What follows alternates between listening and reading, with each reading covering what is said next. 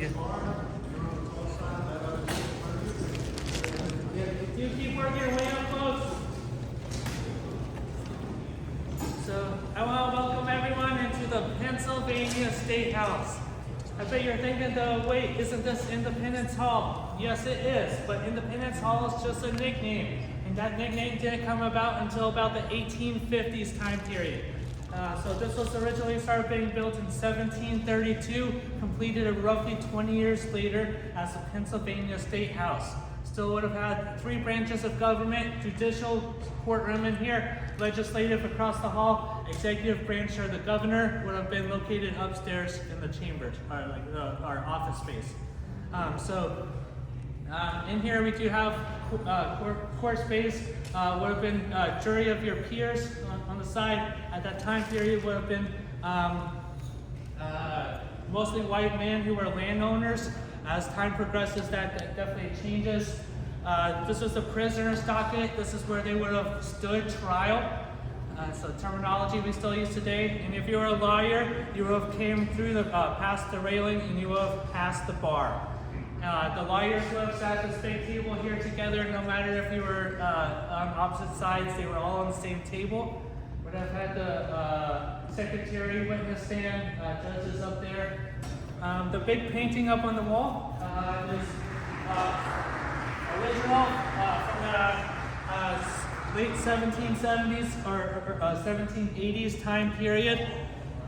There was something hanging out up in this place in 1776 though. We'll talk a little bit more about the history across the hall in the room. But we wanted to become an independent nation away from Britain. At that time, in 1775, we tried to write a letter to Britain called the Olive Branch Petition, wanting to see if we could gain our independence that way. King George received the letter but did not open it. He did not want us to become independent at all. There were some other ways to try to see if we could gain that independence.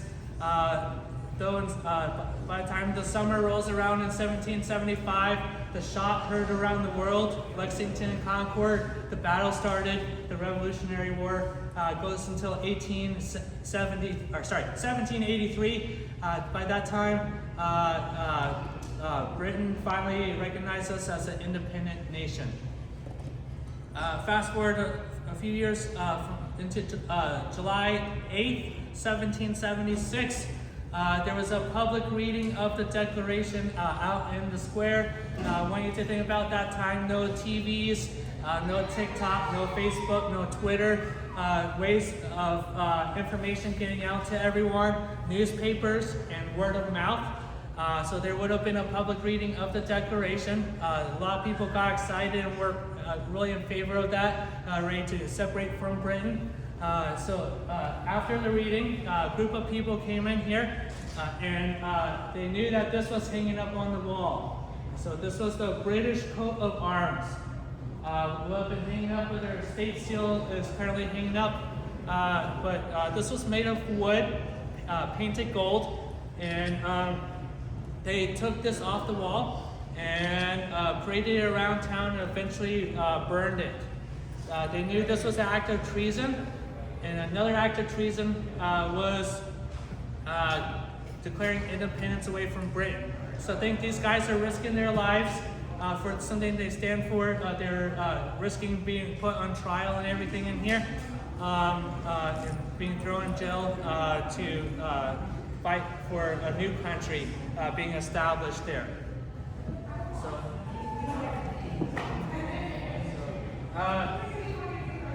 So we'll head it over to assembly room in just a moment, but this room we're currently in, again, the courtroom, a lot of this inside of this room is original. We're looking about 60 or 70% of the work being original. The outside of the buildings are about 90% original.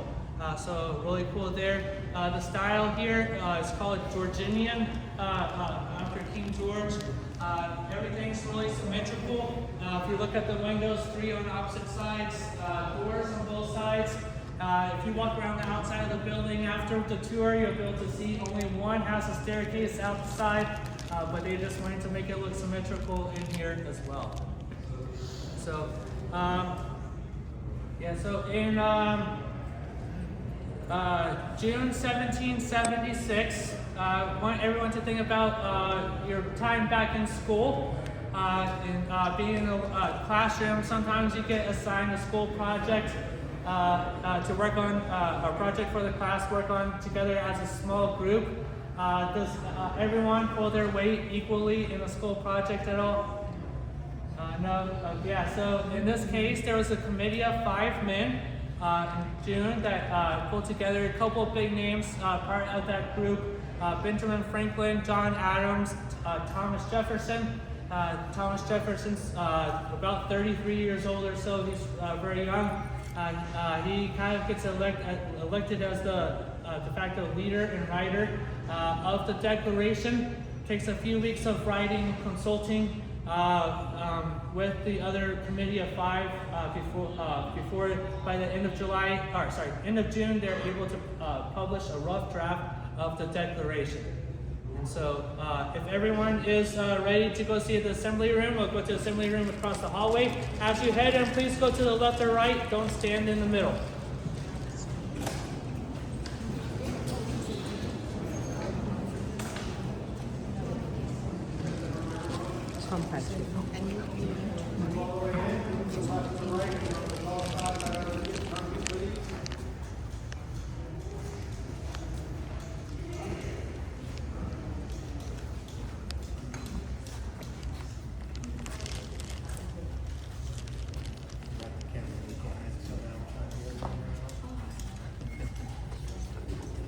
Welcome to the assembly room, folks.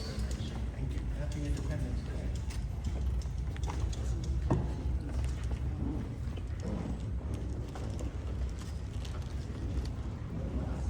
We can squeeze in here, folks.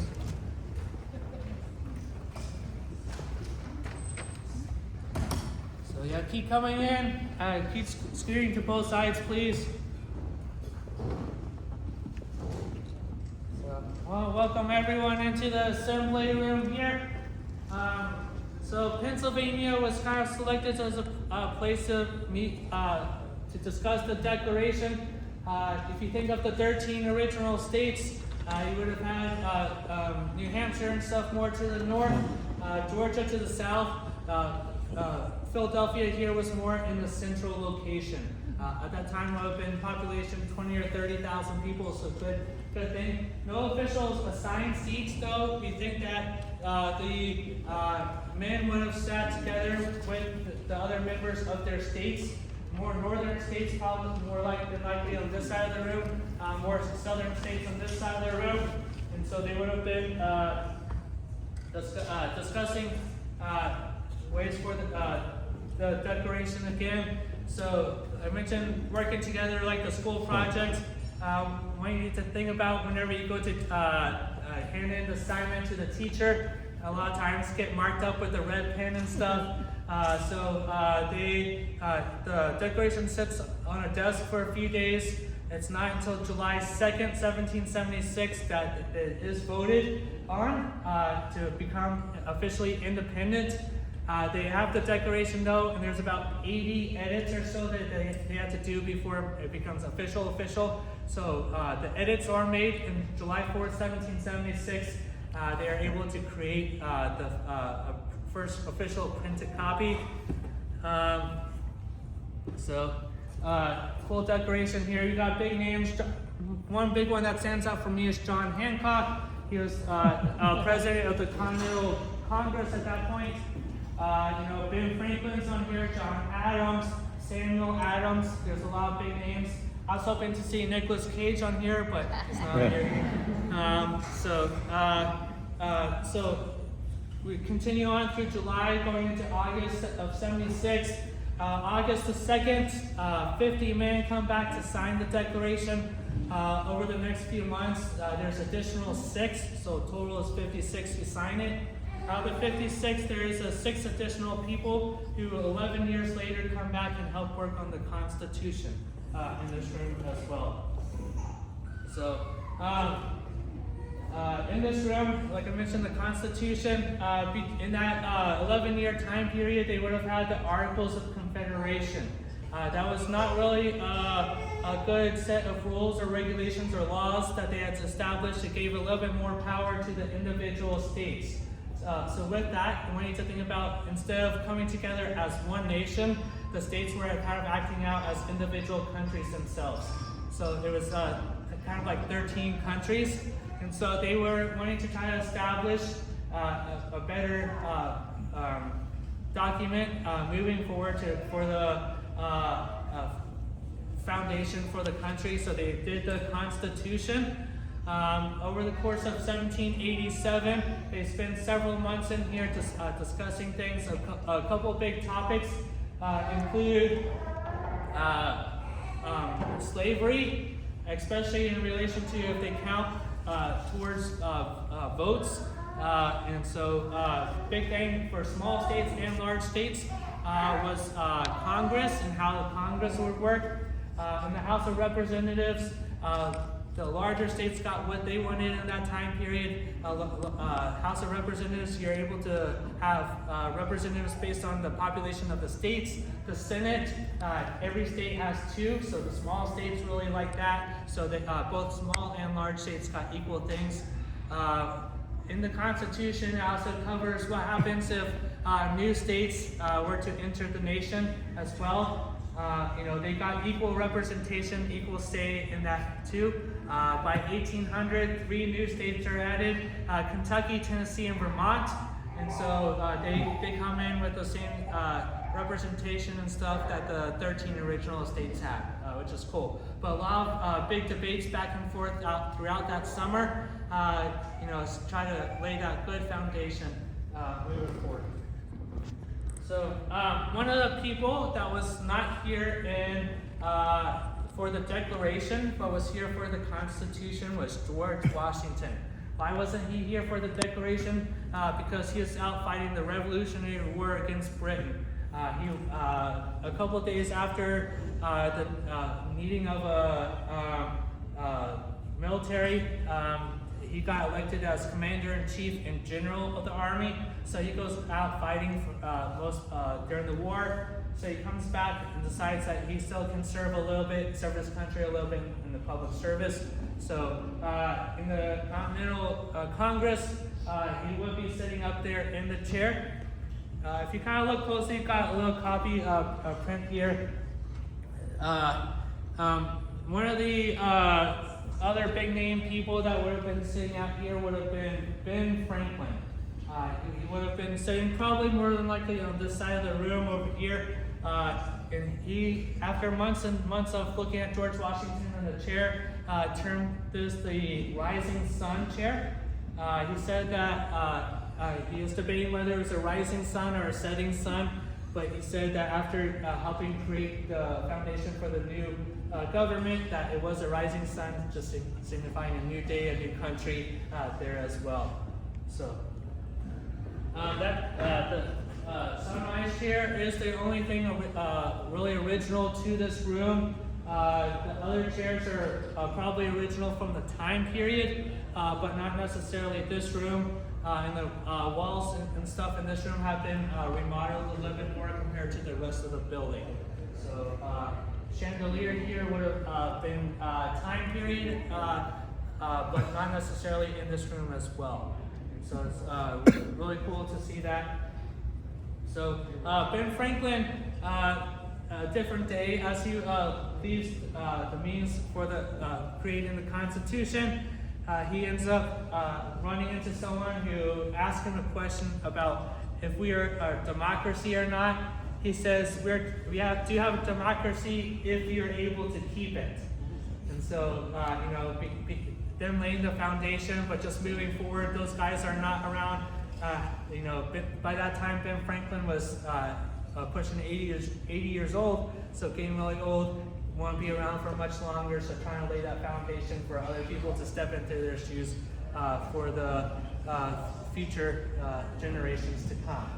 So I want you to think a little bit about too what it would have been like if the men drafting the Declaration waited an extra 5 or 10 or 20 years to officially declare independence, what that would look like, what happened to us 50 years or more, and would the United States look different than it is today, or would it be fairly similar? Just want you to think about that, and those guys kind of risk a lot to make us have an amazing life here. So I want to thank everyone for coming out. On our way out, I will be outside if you have any questions, but thank you all for coming out today.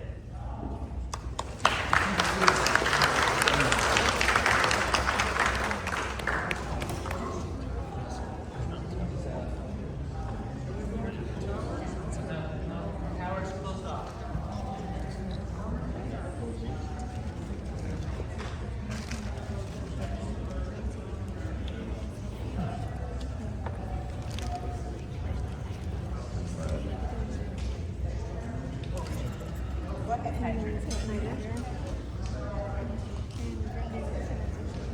Soil and you. Absolutely.